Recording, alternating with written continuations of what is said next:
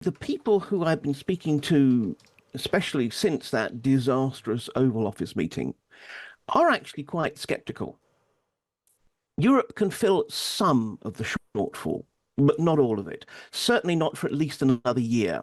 And that means there's going to be this period where the Ukrainians, who, let's remember, are fighting valiantly, but they are slowly at a terrible cost being pushed back by the Russians in the main.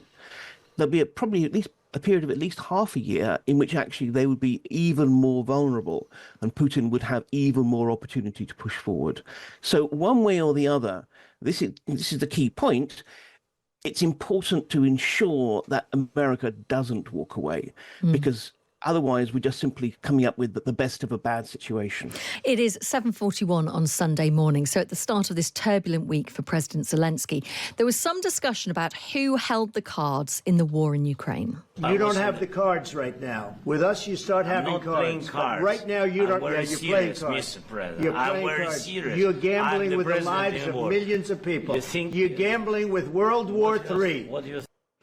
So is Donald Trump right that Ukraine would struggle without US aid? And as we've been discussing, would an apology from Zelensky at the big Lancaster House summit today in London, which is like the Brits for European politicians, make any important difference? Let's speak to the Russia expert, Mark Galeotti, who's written for today's Sunday Times about the reality of going it alone. Mark, really good to speak to you. Good morning. Good morning. First of all, what do you think the likely consequences or indeed fallout from that extraordinary spectacle in the Oval Office will be? Well, look, again, as ever with Trump, what you see today, you may not get tomorrow. At present, it seems to be that the Americans are not going to block the military aid that is currently scheduled, which is obviously all set up during his predecessor Joe Biden's administration, but may well not add more. So in other words, that basically gives about a 6-month window in which there is still going to be US aid heading in Kyiv's way.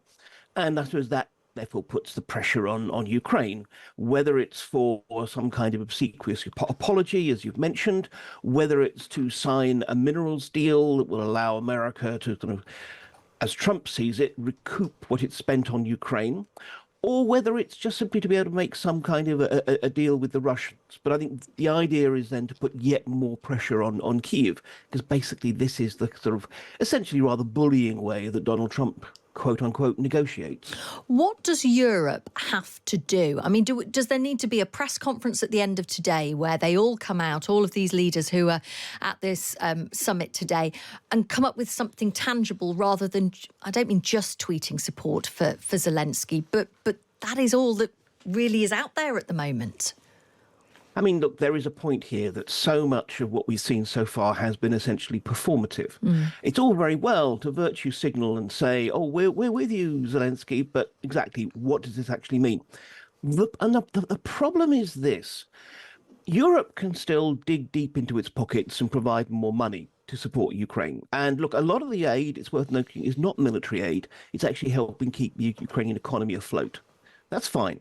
In military terms, again, it can come up with money, but it takes time usually for that money to be translated into actual military capacity, especially because Europe has, I was going to say years, decades, underspent, not just on its own armed forces, but also underinvested on defense production. So that, it's a different matter. If you've got lots of tanks in your stocks, you can just simply say, okay, well, we're going to transfer these tanks. To a large extent, we've hollowed out most European military forces now. We'd be buying tanks from factories, and that means you might not be head of the queue. You might well have to wait. So I think the problem is we need to be basically seeing expenditure now to have any hope of being able to pick up any potential shortfall if and when, and we don't know for certain if it's going to happen, but if the Americans do start scaling down or pulling their military assistance. Can Europe provide enough support to Ukraine if the US decided to walk away? And I know they're not saying this right now. And I'm just wondering, what does that look like? Is that kind of like 5% of GDP on defence spending? I appreciate what you've said about the actual production element, but can Europe actually step up without the US and give the support that Ukraine needs? Well, look, we have to realise that there's two separate issues here. I mean, you talk about 5% of GDP on defence. That's actually for precisely defence. And those are the kinds of figures we'd have to be looking at in order to ensure that Europe was absolutely secure if the Americans just simply said, basically, we're walking out of NATO or some other similar, at the moment, I think, over-apocalyptic scenario. That's separate from Ukraine. And I must admit, look, it's very hard to gauge. But certainly the people who I've been speaking to, especially since that disastrous Oval Office meeting, are actually quite skeptical. Europe can fill some of the shortfall, but not all of it. Certainly not for at least another year. And that means there's going to be this period where the Ukrainians, who, let's remember, are fighting valiantly, but they are slowly at a terrible cost being pushed back by the Russians in the main. There'll be probably at least a period of at least half a year in which actually they would be even more vulnerable and Putin would have even more opportunity to push forward. So one way or the other, this is the key point. It's important to ensure that America doesn't walk away because otherwise we're just simply coming up with the best of a bad situation. And so how do you stop the US walking away? What can Zelensky do to fix that relationship with Trump, or indeed Trump fix it with Zelensky? Because let's be honest, we know that Trump wants to win the Nobel Peace Prize, so it's in his interest to get this moving again as well. Yeah, but also we're dealing with a notoriously thin-skinned narcissist. I think all this talk about apologies and things, and it's absolutely true that on the principles of natural justice, Zelensky has nothing to apologize for. But on the other hand, part of me, I have to say, wonders, well, what was he expecting when he went to the White House? Trump is like Shakespeare's King Lear, happy to apportion his kingdom depending on how much obsequious flattery he gets.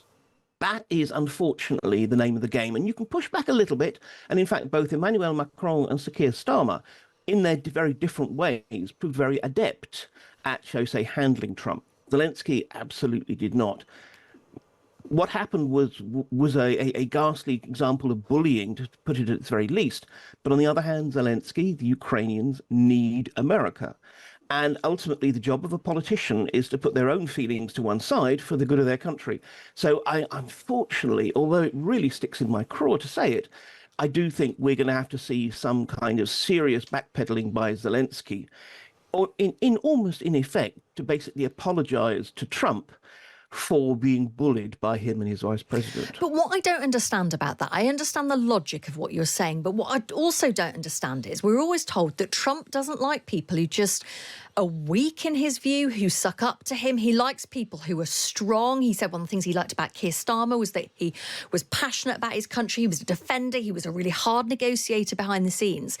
If Zelensky turns around and apologises, and let's be honest, he's got nothing to apologise for, isn't he then just showing a weakness to Trump, which Trump can then jump in on? He is, but the problem is this. There's bad blood already. I mean, the relationship between Trump and Zelensky, and therefore, unfortunately, because very much Trump associates Zelensky and Ukraine together, actually is overlaid by Trump's sense that Zelensky has, for a long time, backed his political rivals. Now, again, one can argue how true it is, but in Trump world, that is the reality. So the problem is not just simply about showing strength. I mean, I think Zelensky demonstrated he was perfectly happy to show his teeth in the White House. But actually, in this particular situation, Trump feels a grievance. And I think when it comes down to it, firstly, there will be people around Trump who are actually advising him that he, as you say, for Nobel Peace Prize reasons, if nothing else, needs to actually rebuild relations. There will be European leaders trying to do their own bit of Trump whispering. But when it comes down to it, there has been this big showdown in the Oval Office. And if one looks at the messaging of the Trump-supporting voices in America, it's very much good for Trump for standing up for America. In that context, I think Trump will demand as his price that kind of symbolic humiliation. When it comes down to it, I appreciate what you're saying about strength, but from Trump's point of view, Zelensky has had this coming for a long time.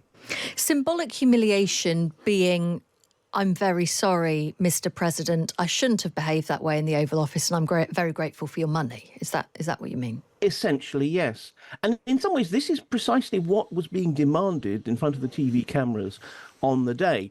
When Vice President Vance, who clearly was the real attack dog in this particular incident, was saying, have you even said thank you in this meeting? Now, of course, Actually, Zelensky had said thank you in so many different ways, but very much that was being signaled as we want this kind of symbolic submission and this thanks to the American people, because we want to be able to go to our base and say, this is how we're standing up for America. If we are giving money to the Ukrainians, we will want it back, and we will want it back with a nice sort of little bow and a thank you card. Absolutely fascinating, as ever, speaking to you. Thank you, Mark.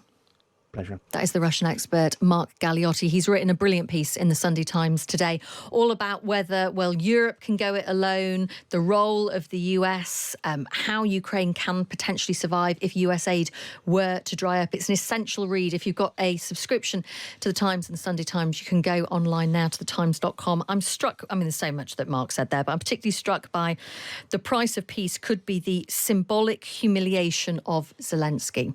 Clear from many of us two in the studio, Absolutely. Mark Galeotti as well, Zelensky has nothing to apologise for. But is the price of peace saying, I'm sorry, Mr. Trump, that I was rude in the Oval Office, and thank you very much for the aid?